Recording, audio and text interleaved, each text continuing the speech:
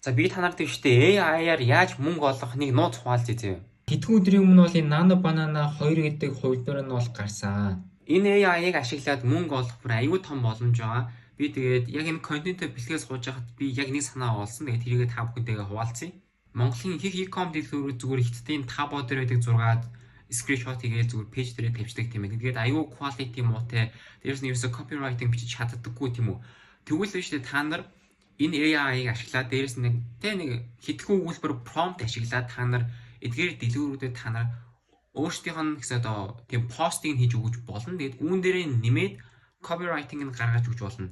Тэгээд энийг өштэй 2 хоног гэж 1-2 зураг гаргаж өгөх биш заяа. 10-20 пост одоо багталж зарна.